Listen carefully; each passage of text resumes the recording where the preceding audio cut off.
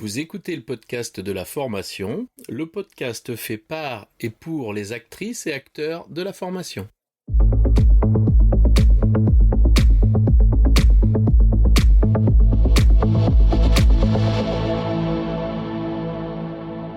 Bonjour et bienvenue. Je suis ravi de vous recevoir sur le podcast de la formation, dédié aux formatrices qui souhaitent profiter de retours d'expériences terrain qui fonctionnent et de stratégies détaillées étape par étape. Chaque épisode vous permet de mettre en place des actions immédiates et d'obtenir des résultats efficaces et concrets. Bonjour et bienvenue sur le podcast de la formation. Je reçois aujourd'hui François-Xavier. François-Xavier, peux-tu te présenter ? Bonjour Laurent, écoute, je suis ravi déjà de participer à ce podcast. Merci pour ton invitation. Avec plaisir. Écoute, je m'appelle François-Xavier Marin. Ça fait plus de 15 ans que je fais de la formation et du conseil. J'ai commencé par faire de la formation assez classique à Paris, dans des tours à la Défense, dans des salles de formation avec des PowerPoint. C'est beau ça. Et quand je suis arrivé en Charente, j'ai été responsable de la formation d'une entreprise industrielle au sud d'Angoulême qui faisait des portails et des clôtures. Oui. Et je me suis rendu compte qu'en fait, les PowerPoint et les salles de formation et les gens assis qui prennent des notes, ça marchait pas trop pour apprendre à poser des portails et des clôtures. Oui. Et donc, en fait, c'est à ce moment-là que j'ai essayé de trouver un peu d'autres modalités et j'ai commencé à m'intéresser à la formation en situation de travail. Ok. Et là, depuis 1 an, là, je suis à mon compte et c'est ce que j'explore, c'est-à-dire ce que je propose à mes clients, c'est la FEST, la formation en situation de travail. Et c'est de ça dont je voulais te parler aujourd'hui. Ah ben super. Ben écoute, c'est un sujet qui est très intéressant. Hein, pour l'avoir expérimenté, on sait la puissance et le sens que prend la formation au poste de travail. Donc, ben écoute, on est tout oui pour que tu nous partages ton expérience, ce savoir-faire, ce que tu observes et tout ce qui va pouvoir nous servir, nous, dans notre pratique quotidienne. Peut-être pour certains, une nouvelle pratique, peut-être pour d'autres, l'amélioration de leur pratique. Ben écoute, nous sommes tout oui, FX. Merci. Alors effectivement, je te rejoins, c'est vraiment une pratique qui est très puissante. Alors déjà, peut-être, je vais commencer par définir ce que c'est. Oui. La formation en situation de travail, donc AFEST, action de formation en situation de travail. Donc c'est en fait une modalité pédagogique, c'est une façon de former, hein, comme le e-learning est une autre façon de former, la formation présentielle est une autre façon de former. Là, c'est une modalité pédagogique. Et l'idée, c'est quoi ? C'est de se dire, on va utiliser les situations professionnelles quotidiennes pour apprendre. Ok. C'est-à-dire que pour apprendre à utiliser la machine, on est devant la machine. Pour apprendre à parler à un client, on est devant le client. Pour apprendre à faire un chantier, on est sur le chantier. Donc, on utilise les situations de travail comme terrain, lieu d'apprentissage. D'accord. C'est un petit peu j'observe et je refais ou comment ça marche ? Alors, c'est intéressant parce que y a une méthode qui est bien spécifique à la FEST. L'idée, c'est pas de laisser la personne se débrouiller. Tiens, voilà les outils et puis fait. Il y a quand même un peu de méthode, un dispositif à mettre en place pour que ce soit efficient, hein, pour que les gens apprennent vraiment. D'accord. Déjà, il y a 2 acteurs à avoir, hein, au minimum. Il y a un apprenant, donc une personne qui va recevoir l'apprentissage, recevoir les éléments. Et puis, il y a un accompagnateur ou une accompagnatrice. Et ça, c'est une personne qui sait, qui a la compétence, qui sait déjà l'objet de l'apprentissage. Donc, par exemple, j'ai accompagné un carreleur. On avait un apprenant carreleur qui était débutant, qui avait jamais ou presque jamais carrelé de sa vie. Et puis, on avait un expert du carrelage qui était son accompagnateur. Donc ça, c'est la première, la première brique, c'est d'avoir 2 personnages, un expert accompagnateur et un apprenant. D'accord. Et puis, une fois qu'on a ça, l'idée, c'est quand même d'avoir un minimum, de formaliser un minimum la compétence à transmettre. Formaliser, ça veut dire quoi ? Ça veut dire tout simplement faire la liste de tout ce que l'apprenant va devoir apprendre. Pourquoi on fait ça? Alors, en AFES, on appelle ça l'analyse du travail. L'analyse du travail, c'est la liste des gestes métiers et des compétences que l'apprenant devra maîtriser à la fin. Pourquoi on fait ça? Parce que ça permet en fait d'avoir de la visibilité sur où en est l'apprentissage, où en est l'apprenant dans son apprentissage. Est-ce qu'il connaît 20%? Est-ce qu'il connaît 80%? Est-ce qu'il est à moitié, etc. Ça donne de la visibilité, ça permet de savoir quand est-ce que c'est fini, s'il y a du progrès, etc. Ça permet de constater la montée en compétences. Et en fait, c'est le premier travail qu'on fait en général avec l'expert, et puis avec parfois le commanditaire aussi, qui est le responsable, le dirigeant ou la dirigeante. On prend le temps de mettre sur papier tout ce que l'apprenant va devoir savoir faire. Ça prend la forme de post-it, de liste, de ce qu'on veut. Mais l'idée, c'est de l'avoir dans un coin, cette liste-là. D'accord. Quelle différence il y a entre prendre un référentiel et le suivre et ce que tu proposes là? Alors, à la fin, on a dans les deux cas une liste, effectivement, une liste qui est un référentiel. Là, l'idée, c'est de le faire avec l'expert, voire même l'apprenant, pour qu'il soit partie prenante. C'est pas une liste, un référentiel, c'est souvent une liste de compétences qui vient de l'extérieur et qu'on prend. Oui. Là, l'idée, c'est de le faire et que ce soit le référentiel de l'entreprise et de la compétence, de la situation en fait. C'est-à-dire qu'on veut à la fois s'imprégner de l'ADN de l'entreprise et de son savoir-faire qui peut être, et certainement dans tous les cas, spécifique à l'entreprise. Exactement. Là, j'ai accompagné, je ne sais pas si tu vois ce que c'est une méranderie. Une méranderie, c'est une entreprise qui fait les planches, des tonneaux. Ah oui, les mérins. Les mérins, voilà. Ouais, d'accord. Ah ouais. Et ils avaient une nouvelle machine. Enfin, ils ont une nouvelle machine, c'est encore en cours en fait, la formation. Et le référentiel de la machine, c'était savoir allumer la machine, la programmer, etc., la fermer. C'était quelque chose de très, vague. Ça s'adaptait à tout. Et nous, ce qu'on a fait, c'est un référentiel qui était l'utilisation de la machine dans le contexte de la méranderie. C'est-à-dire que tu pars de la pièce et quel usage de la machine je fais pour obtenir les transformations sur la pièce précise qu'est le mérin. Exactement. Et donc, le référentiel, il était vraiment singulier. C'est-à-dire, on ne pourrait pas le transposer dans une autre entreprise ou dans un autre contexte. Ah, super ça. Ça, super, parce qu'en vérité, la seule histoire qui intéresse les gens, c'est la leur, hein, c'est les mérins, du coup. Alors moi, ma drogue, c'est c'est justement ça. Moi, ma drogue, c'est de faire parler les gens sur leur expertise. C'est là, je passe mes journées, mon année dernière, à faire parler des experts sur ce qu'ils savent faire de mieux et ce qu'ils adorent faire. Oui. Souvent, tu vois, on m'objecte, on me dit ah ouais, mais l'expert, il doit pas avoir envie de transmettre ce qu'il a à transmettre parce que soit il sait pas faire, soit il a pas envie, soit il perd du pouvoir, etc. Et en fait, je suis jamais tombé sur ce cas. Je suis toujours tombé sur des gens qui adorent parler de leur métier. Ils adorent parler de leur expertise, du détail, du truc que eux voient et que les autres voient pas. Et moi, c'est ce qui me fait bouger dans mon métier, quoi. Ce qui me fait adorer mon métier. J'ai un terme pour ça. Ces gens-là t'apprennent ce qui est pas écrit dans le livre. Exactement. Du coup, tu fais un accompagnement pour rendre, parce que moi j'ai aussi fait ça il y a quelques années. Tu fais un accompagnement pour rendre explicite ce qui est implicite dans la pratique, parce qu'il y a toute cette compétence inconsciente là qu'on n'a pas, qu'on conscientise pas forcément à l'instant T, mais qui est présente dans le geste, dans le choix, dans la décision.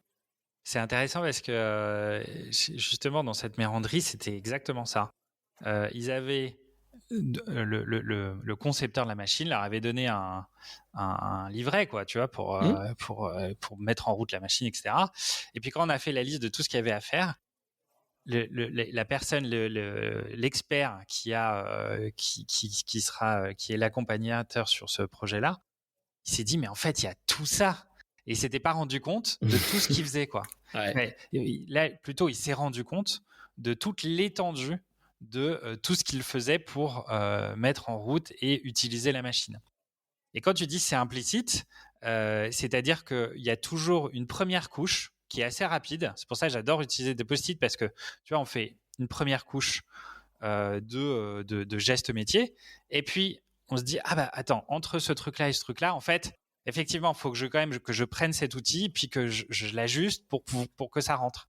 Et donc, on rajoute une deuxième couche de choses qui sont pas forcément conscientes, en fait, Ouais, tout à immédiatement. fait. Est-ce que tu utilises la chronologie du déroulement de la tâche ou de la succession de tâches pour guider cette, entre guillemets, cette conscientisation de ce qu'on a à résoudre ou à mettre en œuvre? Je suis pas sûr de comprendre la question. Excuse-moi. Est-ce que, par exemple, tu leur dis par quoi tu commences, puis après tu fais quoi voilà. Est-ce que tu utilises la chronologie comme support à cette narration que toi tu vas noter, observer et tout ça? Alors, pour faire ce qu'on appelle l'analyse du travail, la réponse est oui. C'est-à-dire que c'est ce qui est le plus facile pour faire expliciter les choses. Tu commences par ça, etc., etc. Mais la formation, elle suit pas forcément la chronologie ensuite. Ah d'accord, tu peux nous en parler de ça? En fait, ça fait partie de la pédagogie. L'idée, c'est de se dire par quoi on commence pour que la formation soit la plus efficace possible. Et on commence pas forcément par le début. J'ai accompagné un menuisier, par exemple, qui formait des menuisiers dont c'était pas du tout le métier, quoi, hein, qui venaient vraiment d'autres univers. Et on a commencé par la fin. C'est-à-dire, on a commencé par les finitions et l'assemblage. Pardon, dans l'autre sens, l'assemblage et les finitions. Et on n'a pas commencé par faire le plan de la fenêtre. On a commencé par la fin. Pourquoi ? Parce qu'ils se sont rendus compte de ce qu'ils devaient produire à la fin. En termes justement de finition, de qu'est-ce qu'on doit pouvoir voir à la fin, qu'est-ce qu'on doit pouvoir regarder, qu'est-ce qu'on doit pouvoir sentir, toucher, etc. pour qu'il ait en tête quand ils font ensuite leur plan, quand ils vont sur les machines pour tailler les planches, quoi. Donc c'est pas forcément, excuse-moi, je te coupe, c'est pas forcément dans l'ordre de la conception. De la conception, exactement. Ouais, alors ça c'est très important ce que tu dis parce que en vérité, les gens ont besoin de savoir vers quoi ils se dirigent de manière à pouvoir eux auto-diriger leurs gestes et leurs actions. Exactement. Et très souvent, ce qui manque dans les apprentissages, dans tous les apprentissages, c'est mais tout compte fait, qu'est-ce que je fabrique ? Exactement. Si je ne sais qu'à la fin, une fois que c'est assemblé, à quoi ça ressemble, je n'ai aucune cognition, aucune réflexion qui m'amène au résultat final. Et ça, c'est fondamental. Il faut toujours, et ça s'applique dans tous les domaines de la formation, hein, et dans tous les dispositifs. Tu montres là où on va. Exactement. Tu montres le chemin. Et du coup, après, l'avantage, c'est qu'ils sont sur le bon chemin avec les ajustements nécessaires, mais ils te font pas n'importe quoi. Ouais. Et ça c'est vraiment super. Ça, c'est un super truc. C'est important ce que tu dis, Fix, là, parce que très souvent, quand on parle de référentiel, les gens pensent qu'un réac en formation, il faut le suivre dans l'ordre. Pas du tout. Parce que si tu interroges les experts métiers, ils te disent « Ah non, mais Laurent, là, la compétence 4, là, il faut l'avoir avant la 2, hein, parce que si t'as pas la 4, la 2, tu peux pas la faire. Sauf qu'elle est en 4e. Et on va construire des dispositifs de formation sur des référentiels qui sont totalement secs et qui ne sont pas dans l'ordre chronologique de ce que l'on doit savoir pour mettre en œuvre. Voilà, c'est ça qui est important. Exactement. Ça me fait penser à un autre exemple, si tu me permets. Vas-y. Dans le carrelage, en fait, le plus dur, c'est le calpinage. Tu vois ce que c'est le calpinage ? Bien sûr. Donc le calpinage, pour ceux qui nous écoutent et qui ne savent pas, c'est en fait tu calcules le nombre de carreaux que tu dois avoir en fonction de la pièce que tu as, y compris avec les coupes et tout. Et donc plus la pièce est biscornue, plus le calpinage c'est difficile en fait. Oui. Et le calpinage c'est ce qui est le plus dur, alors que c'est ce que tu fais au début, parce que c'est ça qui va conditionner le résultat final, quoi. Que tu vas pas te conditionner, retrouver avec exactement. des coupes n'importe comment, etc. Et tes achats et tout. Et donc, mon carreleur, là, qui est vers Niort, bah, on a commencé par poser le carrelage déjà faire la colle, enfin faire l'enduit qui permet de poser le carrelage, peser le carrelage, bien couper ensuite, et à la fin, calpinage. Mais tout à la fin, quoi. Ouais, bah oui. Donc c'est intéressant. Ouais, vas-y. Ça, c'est très intéressant parce que souvent, les formateurs, ils sont enfermés dans ce qu'on leur écrit. Et ils perçoivent qu'il y a un problème. Ils perçoivent que leur apprenant, il est en galère. Mais en vérité, ils suivent ce qu'on leur dit de suivre. Mais non, suivez l'ordre chronologique de la réalisation. Mesurez-vous aux résultats en situation de travail. Ah, c'est super important, ça. Exactement. Et ça, pour éviter ce biais aussi, tu vois, le parcours qu'on fait, une fois qu'on a fait l'analyse du travail, on le crée avec l'accompagnateur. Donc, c'est l'accompagnateur qui fait son propre parcours. Il y a quelque chose qui m'interpelle quand tu me dis, tu m'as jamais dit tuteur. Alors, moi, j'aime bien dire accompagnateur parce que le tuteur, pour moi, c'est une posture un petit peu différente. Alors, je vais faire une caricature et peut-être que les auditeurs vont pas forcément se retrouver dans mes définitions, mais moi, j'aime bien distinguer les deux. Le tuteur, c'est plutôt quelqu'un qui dit voilà, je te montre et après tu fais. Ouais. Alors que l'accompagnateur à FEST, il va créer les conditions pour que la personne elle puisse explorer par elle-même. Ok, donc dans un premier cas, on est dans un apprentissage que l'on appelle vicariant. Ah, c'est l'apprentissage où le maître montre et l'élève refait.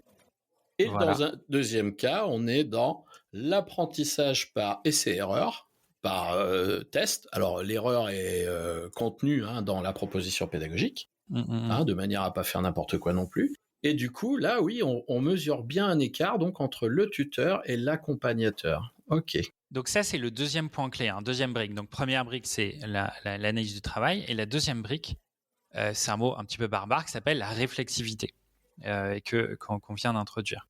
Le point clé, c'est de faire en sorte que l'apprenant il soit en capacité d'identifier ses erreurs lui-même. Enfin, d'identifier ses erreurs, de voir s'il a fait bien ou s'il n'a pas bien fait lui-même.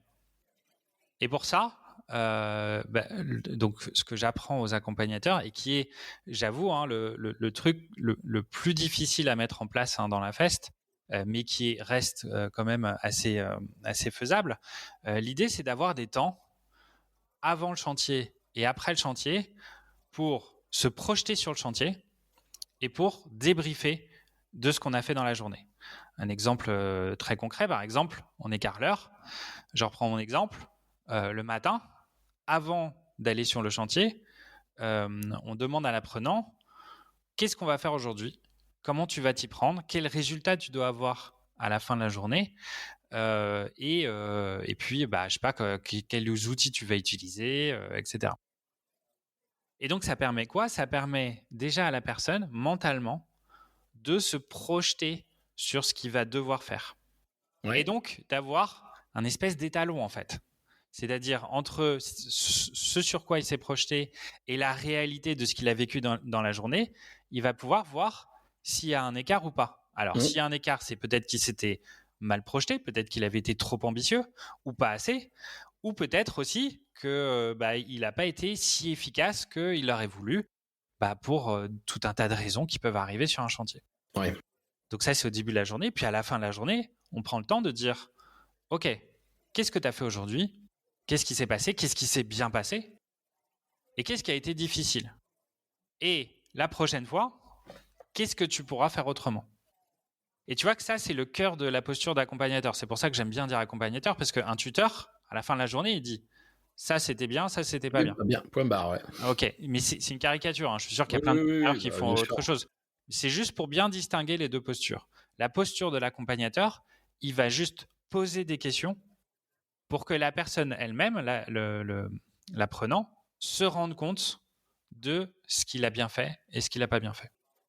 Alors moi, par expérience, je me rends compte que très souvent, les gens, quand ils ont des freins, quand ils ont des mauvaises représentations, Si je les incite à faire les choses, simplement, à faire, tout simplement le faire, eh bien du coup, derrière, très rapidement, on voit l'engagement, la motivation, le résultat. La difficulté, c'est pour qu'ils engagent ce premier pas de faire. Comment toi, ton apprenti carreleur, est-ce que tu vis cette appréhension où le gars il fait attends, c'est sympa les gars, mais moi je sais pas faire, du coup vous me dites de faire, comment je vais faire? Tu vois? Comment on le prépare lui à engager? C'est une bonne question qui mérite un petit temps de réflexion. Moi, j'ai pas eu forcément encore de personnes qui étaient vraiment réticentes à s'engager. En revanche, j'ai eu des gens qui avaient, comme tu dis, un petit peu d'appréhension, tu vois, Ouais, en disant oh, mais là, je débarque, comment je vais faire, etc. Et l'idée, c'est un peu ce qu'on disait tout à l'heure, hein. L'idée, c'est de dire on va commencer par le plus facile. On a du temps en fait, tu vois, on a du ouais. temps. C'est ça qui est cool par rapport à une formation dans un institut, dans un CAP, Dans un CFA, tu veux dire. dans un CFA, pardon. Excuse-moi, dans un CFA. Tu vois, tu as une deadline. Ouais, oui. T'as une injonction temporelle de réussir. Merci, c'est exactement ça. En fait, j'ai pas tout perdu de mes années de consultant à la défense. Une injonction temporelle de réussir et là on l'a moins. Alors je dis pas qu'on l'a pas du tout, hein, parce que si ça met 4 ans ça marche pas, Oui. mais l'idée c'est de prendre le temps c'est la formation qui s'adapte totalement à l'apprenant. Et on commence par ce qui est le plus facile. On commence par ce qui est le plus concret. Donc, on carrelle, on crée le truc, et puis on recommence jusqu'à ce que ça marche. Tu vois, j'avais la personne avec l'enduit, là, je t'avais déjà raconté, c'était un maçon qui avait créé un enduit où il prenait de la terre, bon, de la boue, hein, dehors, Du chantier, ouais. du chantier, il en faisait un enduit avec de la paille, il mélangeait avec des trucs. Et puis, il fait son enduit comme ça, et c'était dans une école. Du coup, bah, ils ont pu prendre le temps qu'il fallait. Le point clé, c'était d'arriver à faire l'enduit, enfin à faire la bonne recette pour que ça colle bien. Ils ont pris le temps qu'il fallait pour les deux apprenants, pour qu'ils arrivent à faire leur enduit. Et tant que, de toute façon, ils ne pouvaient pas faire le chantier tant que ça ne marchait pas. Donc, du coup, ils ont pris le temps qu'il fallait pour leur apprendre. Donc, il y a quand même une adaptation Ouais. à l'apprenant qu'on trouve nulle part ailleurs. D'ailleurs, la définition de l'action de formation telle qu'elle a été repensée en 2019, elle parle de compétences en entrée, compétences en sortie. Il n'y a pas d'injonction de temps. Hein. Et c'est là que Exactement. la FEST est venue se poser. Parce que la FEST, ça peut aller vite, ça peut aller doucement, ça peut aller très vite, ça peut aller très doucement. Mais en tout cas, ce qu'on mesure, c'est le résultat. Exactement. Et tu vois, c'est quand même ça qui est très intéressant aussi dans la définition qu'en fait la loi. C'est qu'il n'y a pas une définition très précise. Dans la loi, il dit bon bah écoute, il faut qu'il soit meilleur à la fin qu'au début, ok, très bien, et il faut faire de la réflexivité, grosso modo, hein, c'est ça que dit la loi. Ce que je trouve, et je trouve que du coup ça laisse beaucoup de liberté aux entreprises pour créer leur propre modèle. Oui. Et je trouve que c'est vraiment une modalité qui permet une réappropriation de la formation par l'entreprise. Oui, c'était la volonté, tu sais, que ces entreprises puissent créer des CFA, puissent en vérité se désengager de tous ces ersatz, de toutes ces simulacres de formation qui en vérité n'avaient pas beaucoup de relation avec les plateaux techniques réels qu'on rencontrait dans les entreprises. Hein. Exactement. Et puis surtout, c'est réapproprier de la puissance aussi, tu vois. Ah oui. Avant, on délocalisait cette puissance, on l'a déléguée à d'autres gens. Et je trouve que c'est beau quand même quand l'entreprise se rend compte de sa capacité à faire grandir des gens, toute seule. Moi, je pense que la plus grande valeur de l'entreprise, elle n'est pas dans son bilan et dans les gens qui la composent. Pour moi, c'est vraiment ça, c'est vraiment une constante parce que du coup, ça enlève plein de problèmes. C'est que cette capacité qu'on a à intégrer les gens dans un système rend leur comportement unique au sein du système. Ça ne veut pas dire qu'il n'est pas réplicable ailleurs, mais ça veut dire que cette mise en situation professionnelle dans l'entreprise te permet de comprendre pourquoi tu fais les choses. Les entreprises, elles ont des intentions, elles portent des valeurs. Ça permet aussi aux gens de venir se connecter à ces valeurs, aux valeurs de l'entreprise. Ça va créer comment dire, pas une addiction, mais une reconnaissance, une appartenance à l'entreprise. Et l'entreprise, elle, de son côté, en vérité, elle capitalise, c'est son trésor, son savoir-faire. Ouais. Et aujourd'hui, je vois beaucoup trop d'entreprises qui ne capitalisent pas. Elles n'ont pas de trésor. Tout disparaît avec les gens. C'est une catastrophe. On a l'impression que, tu sais, si on avait fait ça depuis les hommes des cavernes, on serait encore dans des cavernes. Hein. Mais tout à fait, parce que la compétence n'est pas dans le bilan. Ah bah oui. Et ouais, elle est pas. Et elle s'observe qu'en situation. Elle n'est pas déclarative. Ouais. Une compétence, ça se décrète pas. Hein. C'est pas il est compétent. Non, on peut pas dire il est compétent. On observe que ses actions démontrent sa capacité à faire ce qui est une compétence, c'est-à-dire un acte qui est conforme à la demande et qui respecte des critères et des conditions. Voilà. Exactement. Je pense que ça, c'est super important. Mais du coup, tu parles de l'entreprise, tu parles de 2 personnes dans l'entreprise. Mais comment ils découvrent ce savoir-faire? À quel moment il y a et toi, tu interviens quand, comment, pourquoi faire? Alors, c'est une très bonne question. J'interviens quand il y a un problème. Et les problèmes, ils sont de 3 sortes. Premier problème, c'est Jean-Pierre. Jean-Pierre qui est là depuis 20 ans. Et Jean-Pierre, c'est le seul à savoir faire ce qu'il sait faire. Alors, c'est une soudure, c'est un geste, c'est une compétence, mais c'est le seul. Et personne ne le fait aussi bien que lui. Et Jean-Pierre, il est sur le départ, alors à la retraite ou autre, hein. Mais on sait que en général, les gens commencent à s'en préoccuper un an et demi avant, et ils commencent à se le dire et vraiment s'en préoccuper 6 mois, dans le sens il faut vraiment. Tu veux dire les gens, l'entreprise, le chef d'entreprise? L'entreprise, le chef d'entreprise, le dirigeant. D'accord. Et donc ça, c'est le premier problème, c'est-à-dire on a une compétence qui s'en va, on sait qu'on va pas la retrouver telle quelle, il faut la transmettre, au moins le socle. Et puis, comme tu disais tout à l'heure, tout ce non-dit, cet implicite, cet inconscient-là, qui fait qu'il va 2 fois plus vite que les autres, etc. Donc ça, c'est le premier cas d'usage. Le deuxième cas d'usage, c'est on veut recruter, mais on n'arrive pas. On n'arrive pas à recruter des professionnels.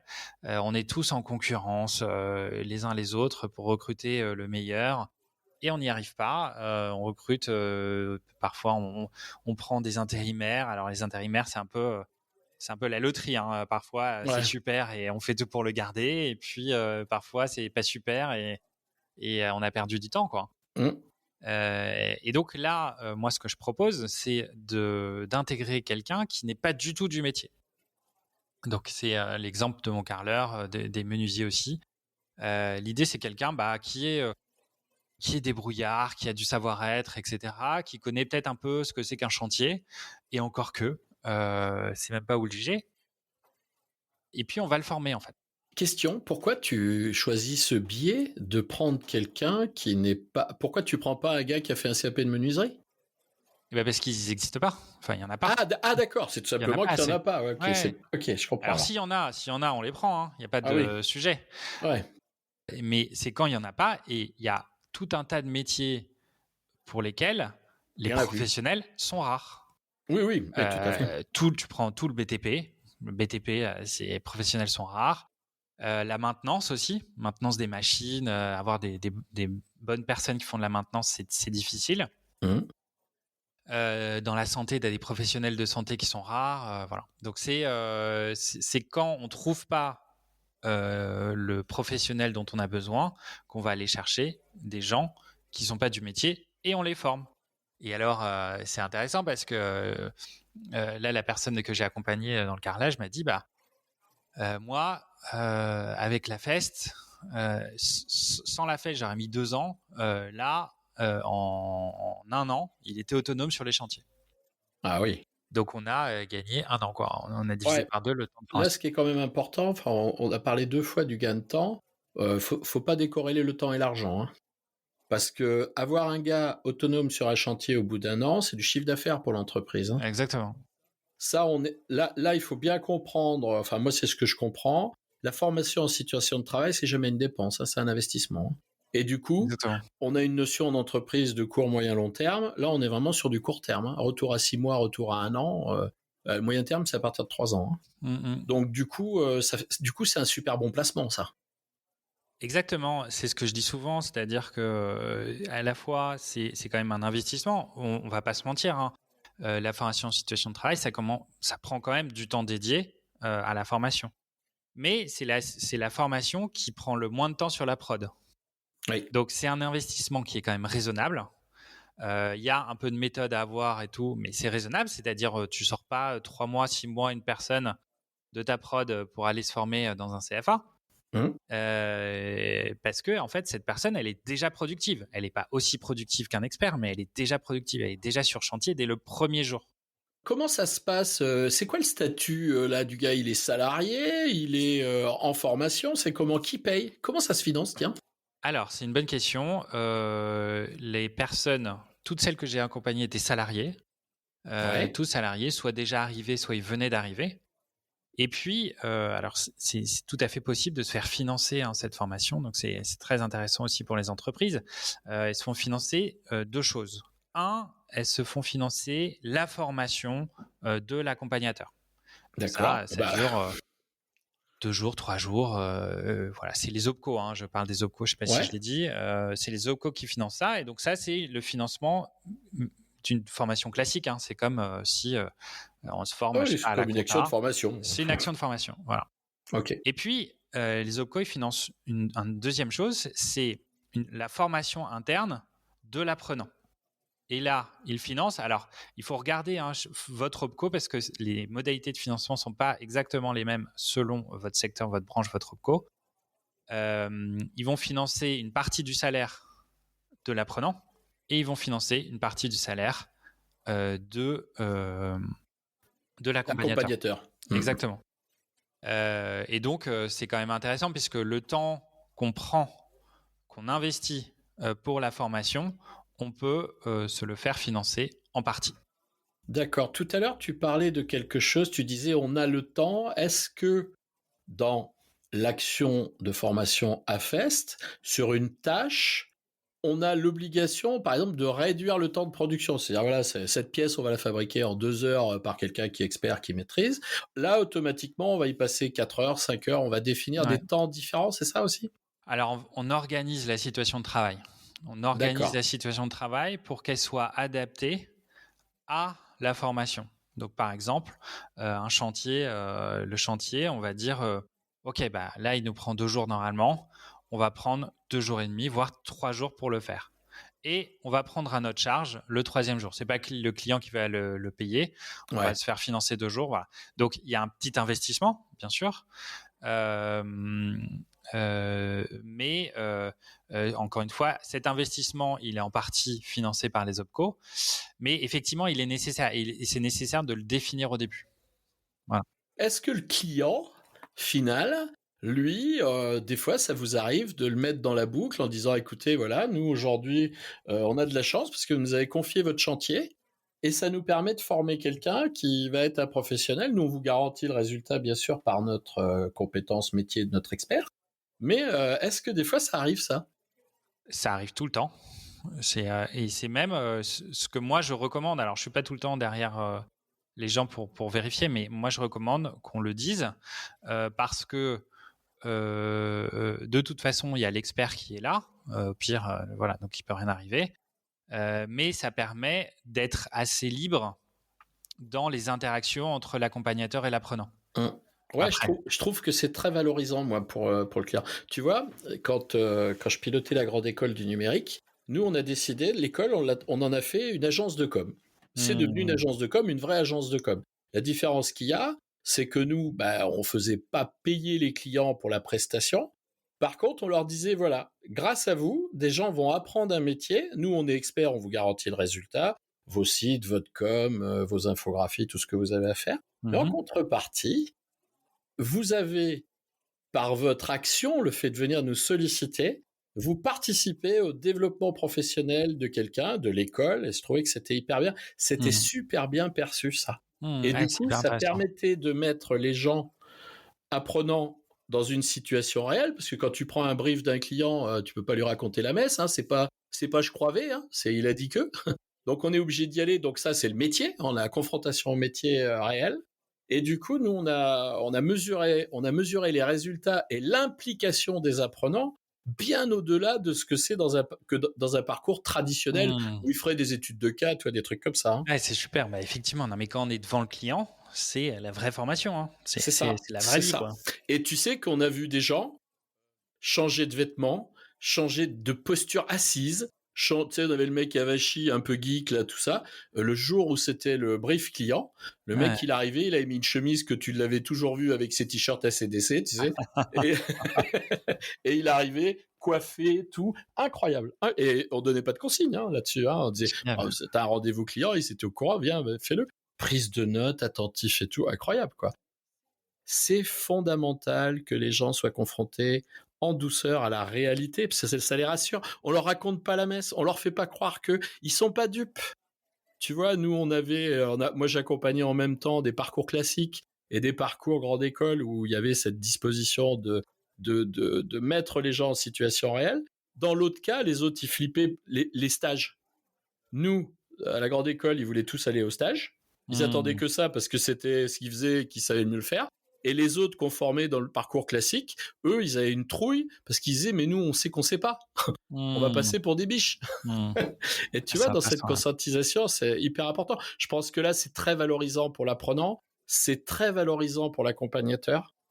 Parce que mine de rien, tu l'as dit, ils ont plaisir à transmettre, c'est une reconnaissance mine de rien. Et ce qui est le plus incroyable, c'est ce que tu disais tout à l'heure, c'est, je croyais pas qu'en vérité pour faire ça, je mettais tout ça quoi dedans. Et cette Ouais, exactement. conscientisation, en vérité, Alors, on est bien dans les niveaux de ce qu'on appelle les compétences inconscientes et ouais. conscientes. Et là, ils ont vraiment l'expert à cette compétence inconsciente. Et là, tout d'un coup, c'est waouh quoi. C'est même pour eux, c'est. Je suis d'accord, c'est une reconnaissance. Donc, Ouais. c'est quand même valorisant hein, pour l'expert.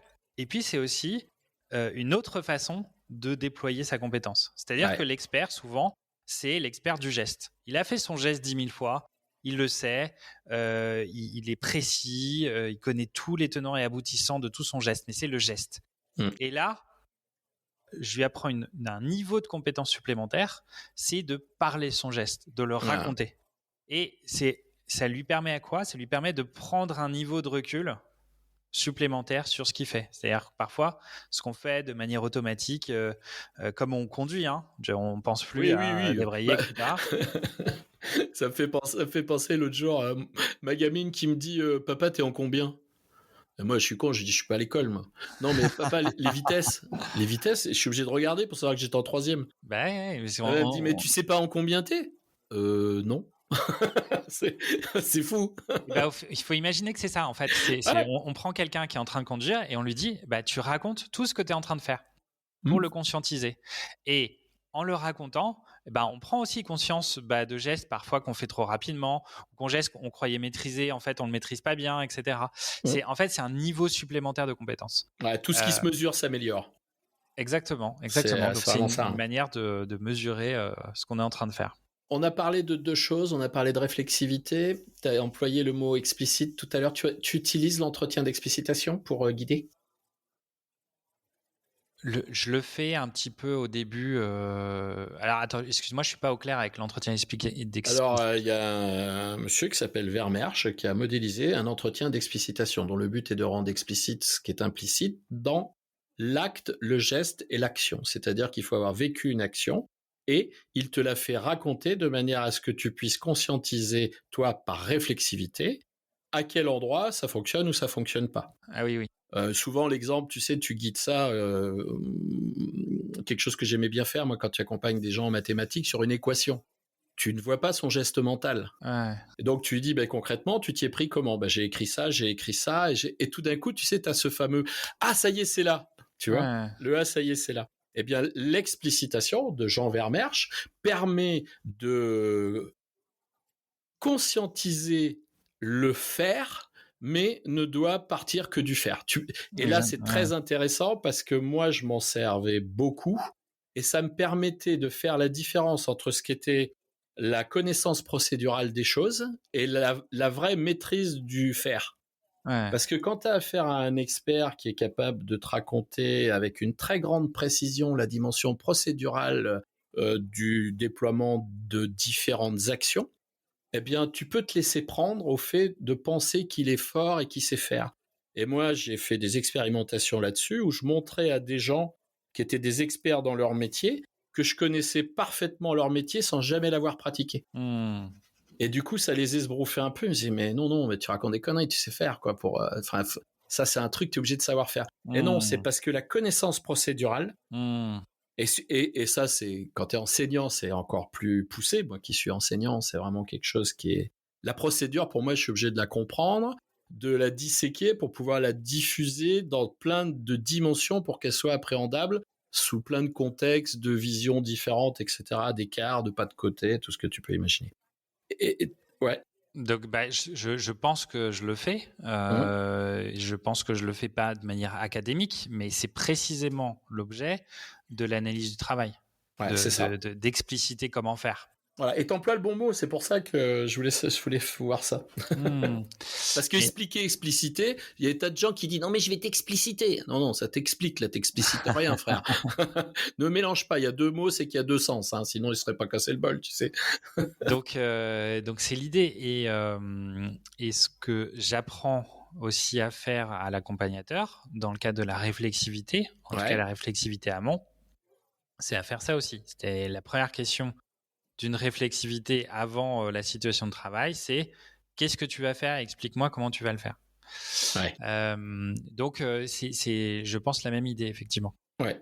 Je pensais à quelque chose, on avait échangé tout à l'heure dans notre petit aparté avant de commencer. Du coup, quand je veux mettre en place, je suis chef d'entreprise, j'ai un vrai besoin de développement de compétences de main-d'œuvre parce que je trouve pas les gens. Une fois que j'ai décidé j'ai compris que ça va marcher ton truc. Une fois que j'ai décidé, oui, je vais y aller, c'est quoi les problèmes que je peux me poser? C'est quoi les questions qui vont me venir naturellement, qui vont, entre guillemets, freiner un peu mon enthousiasme là? Ouais.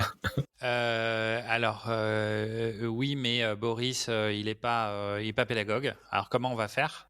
Donc ça, c'est la première question parce que on a toujours un peu l'appréhension que l'expert, il est pas pédagogue. En fait, on s'imagine que la pédagogie, c'est une espèce de truc un peu mystique qu'on a ou qu'on n'a pas, quoi. Ouais. Et donc, je rassure en disant que en fait, les méthodes sont simples. On va pas en faire des formateurs professionnels, bien sûr. On va faire des formateurs de leurs compétences, des formateurs de leur expertise. Ouais. Et donc ça, il y a des méthodes, il y a un petit peu de posture. Ma formation de formateur, elle dure une demi-journée. Elle n'est pas très longue et je leur fais s'entraîner à raconter ce que c'est que la FEST, à faire de la réflexivité, à faire une évaluation, etc. De toutes les situations type de leur formation, je les aide à faire ça. Donc ça, c'est le premier truc, c'est-à-dire c'est à la portée vraiment de tout le monde. C'est simple et il n'y a pas de mauvais état d'esprit, quoi. Oui, tout le monde peut y arriver, quoi. Oui, et il n'y a pas de contre-indication en plus non plus. Il n'y a pas de contre-indication, non, et ça marche tout le temps. Donc ça, c'est le premier truc. Ah, on n'est pas sûr, etc. Ensuite, comment me faire financer? Donc on en a parlé tout à l'heure. Ouais, mais ça coûte cher et tout. Comment on va faire? Et puis, combien de temps ça va prendre? Combien de temps ça va prendre? Et ça, dans l'analyse du travail, on se cale ensemble sur combien de temps ça va prendre. Parfois, ça prend 3 mois, parfois, ça prend 1 an. C'est le commanditaire qui le définit. Mais l'idée, c'est quand même qu'il ait une visibilité. Peu importe que ça prenne 3 mois ou 1 an, hein, l'idée, c'est d'une visibilité et de savoir toutes les étapes. Voilà, ça c'est les 3 trucs qu'on me pose généralement. La question que je pourrais me poser, qui pourrait me freiner, je dis bah oui, mais moi tu sais, j'ai déjà formé des gars, puis après quand ils sont formés, ils se barrent. Alors non mais c'est sûr. Alors c'est un vrai point. Dis-toi, cher Laurent, Oui, que ce que tu vas faire, c'est différenciant. ouais, C'est-à-dire que prendre autant de soin à la formation et à l'intégration des gens, personne fait ça. ouais. Donc du coup, ça va créer un attachement entre moi et l'entreprise, quoi. Alors c'est intéressant parce que en fait, on n'apprend pas quand on fait une AFEST, on n'apprend pas que un métier. Oui. On n'apprend pas qu'un geste. On apprend aussi à interagir avec des collègues. On apprend à s'imprégner d'une culture d'entreprise. Et tout ça, ça fait partie de l'apprentissage AFEST. Et le fait que tous les collègues, pendant 3 mois, ils viennent me voir, ils prennent du temps avec moi, ils m'expliquent. Il y a des rituels, on prend soin de ma compétence, de ma montée en compétence, on prend soin de moi. Ça, c'est différenciant. Et je le dis souvent quand je parle à des RH de ça, c'est un point de marque employeur Ah oui. hyper important. Mm. Quand Comment il le verbalise, l'apprenant, quand il a suivi le truc? Il dit des choses, il dit des mots? C'est quoi ces mots? il dit « j'ai jamais connu ça ». Ah ouais. Il dit, on voit que c'est carré. J'ai jamais connu une formation comme ça. Quand il voit que il y a des outils, il y a des trucs, il y a j'allais dire un protocole, mais bon, c'est un petit peu rigide comme mot, mais un processus, quoi. Tu vois, un Ouais. processus de formation avec un début, une fin. Souvent, ils m'ont dit, mais j'ai jamais vu ça, quoi. Ah ouais. Donc, moi, nécessairement, je pense. Tu vois, je pense que alors ça fait 1 an que j'y suis, donc j'ai pas encore assez de recul.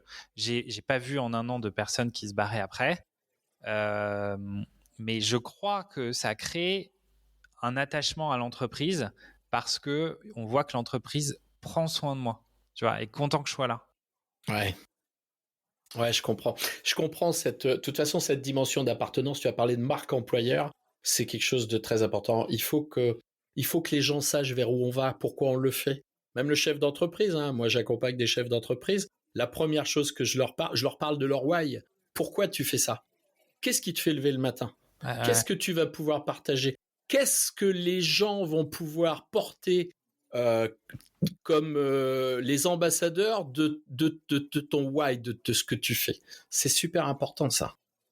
Exactement, exactement. Alors moi, je vais pas jusque là avec les dirigeants d'entreprise, mais mais en tout cas, il y a un why de cette formation, tu vois. Ouais. Il y a un why de cette formation, c'est tu as de la valeur, on investit sur toi, on investit du temps, on investit de l'argent aussi sur toi, et donc tu as de la valeur, tu es précieux, quoi. Voilà. Aujourd'hui, moi j'entends comment tu m'en parles. Je connais la feste pour m'y être intéressé et puis pour le pratiquer. Il y a des choses qui sont importantes. On voit ça d'une façon unilatérale. L'employeur qui a un besoin de compétences en interne, qu'il va être capable d'accompagner cette montée en compétences. Et pourquoi aujourd'hui, il n'y a pas des gens comme moi qui se leveraient le matin en allant voir un gars en lui disant écoute, voilà, moi aujourd'hui, j'ai appris, j'étais bouché, là, ça marche plus. Moi, je veux devenir carreleur dans ta boîte. Euh, tu, je sais que la feste, c'est un super truc. Est-ce qu'on travaille de ce côté de l'apprenant pour qu'il Ouais. porte et qu'il apporte cette solution? Parce que il faut savoir que la feste, pour en parler, pour le voir, c'est pas quelque chose qu'on observe très facilement. C'est pas quelque Ouais. chose qu'on nous montre en exemple. Donc du coup, je me dis, dans cette pensée unilatérale, pourquoi ne pas aller entre guillemets regarder ceux qui en veulent, entre guillemets, le gars qui a dit non non mais moi je veux y aller, savoir qu'on va investir sur lui, savoir qu'il va avoir lui un retour sur investissement qui est un emploi. Franchement, est-ce qu'aujourd'hui on pourrait pas imaginer quelque chose comme ça? Alors, on pourrait l'imaginer. Après, moi, de mon expérience, là, aujourd'hui, je vois que c'est quand même beaucoup plus dur à mettre en place si il n'y a pas un porteur de projet en interne qui est quand même dirigeant, Oui, côté dirigeant. ça va de soi. Et qui est, s'il n'est pas complètement convaincu du truc, Ouais. ça va être plus difficile. Et donc, c'est pour ça qu'aujourd'hui, on adresse plutôt les dirigeants, parce que c'est plus facile, une fois qu'on a le dirigeant convaincu, c'est plus facile d'aller chercher un apprenant, voilà, parce qu'il est moteur, quoi. Oui, c'est ça. Donc, le faire dans l'inverse, faudrait trouver la modalité. C'est-à-dire qu'en fait, ce que tu dis, c'est il faudrait des gens qui aient entendu parler de la FEST et qui se disent je vais m'en servir plutôt que de faire un énième bilan de compétences, je vais plutôt me tourner vers ça pour aller voir une entreprise en disant et tu sais, avec la FEST, tu peux m'embaucher, même si je suis bouché, tu peux m'embaucher pour... Oui, et puis des gens comme France Travail, qu'est-ce qu'ils attendent pour mettre ça en avant? Alors, France Travail met ça en avant, figure-toi. Quand ils font des POEI, des POE, là, c'est ça en vérité. Hein. C'est la préparation opérationnelle à l'emploi. Si c'est pas de la FEST, ça. Préparation opérationnelle à l'emploi. Et France Travail est très friand de ça. C'est intéressant. Et ils vont chercher des personnes qui sont en fin de droit, qui sont éloignés de l'emploi, pour leur donner une chance avec une formation directement en entreprise, quoi. France Travail finance aussi, je ne l'ai pas cité tout à l'heure, j'ai cité Zopco, mais finance aussi, grâce à la POI dont tu parlais, des dispositifs. Et c'est intéressant. Du coup, j'ai pas pensé à ça quand tu m'as posé la question, mais effectivement, par le biais de France Travail, ce serait un bon moyen de le faire via des apprenants, en fait. Aujourd'hui, qu'est-ce que tu dirais, qu'est-ce que tu pitcherais à un chef d'entreprise qui est en défaut de compétences pour qu'il puisse booster la FEST chez lui et le porter Alors, s'il a une personne qui s'en va, il faut qu'il se dise que ça lui coûte 6 mois de salaire, en fait. Ouais, c'est un bon argument, ça, quand même. Ça lui coûte 6 mois de salaire. Alors, ce qui lui coûte, c'est bien la perte de la compétence, on est bien d'accord. C'est la perte de la compétence, et c'est en plus, et je parle même pas de ce qui doit, enfin de la recherche, du recrutement, etc. Je parle pas de ce coût-là, je parle juste de la perte de la compétence, parce qu'un expert, il vous rapporte de l'argent. Il vous rapporte plus que son salaire. Et donc, en fait, on perd. C'est Gallup, c'est un institut américain qui a chiffré cette perte de savoir-faire pour un expert. Donc, quelqu'un qui sait, c'est à peu près 6 mois de son salaire. Et donc, c'est quand même important. Et donc, se préoccuper de le transférer, ça vous permet juste d'économiser de l'argent, quoi. Tu vois, moi, j'ai accompagné des grosses boîtes dans la définition de leur GPEC. Et du coup, je m'étais rendu compte que cette GPEC, elle n'était pas du tout présente dans les petites boîtes. Et ben, déployer les méthodes et les stratégies de la GPEC dans les petites entreprises permet justement de faire un inventaire, de regarder à quel moment on va fléchir et d'anticiper. Parce qu'en réalité, la GPEC, c'est la gestion prévisionnelle, c'est l'anticipation. Aujourd'hui, un chef d'entreprise, il doit anticiper. Il ne doit pas être à volo. C'est lui qui pilote, soit il est au gré du vent, au gré des vagues, quoi. Exactement. L'entreprise, c'est quelque chose qui se prépare. Bon, bien sûr, je ne vais pas expliquer ça aux chefs d'entreprise, ils le savent.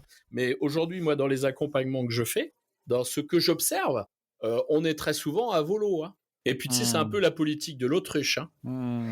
Ouais, oui, parce que on a les urgences clients. Puis je te parle pas du désengagement du jour au lendemain, parce que ça, c'est très courant aujourd'hui. Alors, c'est intéressant parce que ça arrive aussi quand un expert s'en va, de voir les autres se désengager, parce qu'on ne se rend pas compte que l'expert, c'était aussi un pilier. Il apportait de l'innovation, il soutenait les autres, il expliquait quand on ne comprenait pas, etc. On n'anticipe pas ça aussi. Et on ne travaille pas assez le développement des relations humaines au sein de l'entreprise. Parce que, tu vois, moi, il y a quelques années, c'était un truc tout bête. J'étais dans une boîte, ça faisait 4 ans, et un jour, ils m'ont dit, on t'a pas fait d'entretien d'embauche. Ah, bah j'ai écouté, j'avais trop tard. Et du coup, ils m'ont fait un entretien d'embauche. Alors, bon, c'était plus quelque chose de folklorique qu'autre chose. Quand je suis arrivé, on m'a dit, alors bon, alors, quelles sont vos motivations? Bah, j'ai écouté, c'est tout simplement la dame de l'accueil, parce que tous les matins, elle m'accueille avec un sourire et je roule qu'avec le plaisir de voir son sourire dans l'entrée. Ah bon? Il me dit, c'est tout? Bah, j'ai dit, oui, c'est déjà pas mal. Parce qu'en vérité, si elle était pas là, je sais pas si je reviendrais. Et tout ça pour dire quoi? tout ça pour dire que quand on a vu des désengagements, très souvent, c'est vos collègues qui vous font tenir. La boîte aujourd'hui, l'entreprise, elle n'est pas capable, dans sa proposition, de maintenir l'intérêt des gens pour, un, leur boulot, et deux, pour l'entreprise. Ouais. Aujourd'hui, un mec comme Isaac Guest, il écrit, il prône l'entreprise libérée, il dit bien que dans une entreprise, tu n'as que 10% des gens qui sont motivés, qui viennent travailler pour l'organisation. Et il serait temps qu'on s'occupe un peu des autres.